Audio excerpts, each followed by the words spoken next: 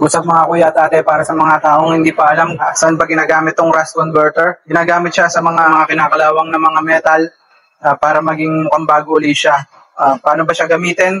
Kailangan mo lang kiskisin yung bakal na may kalawang, steel brush. Yan, sila mo gamitin. Yan, tapos ito na meron ako dito nakalagay. Papahid mo lang siya. Tapos wait ka lang ng ilang minuto.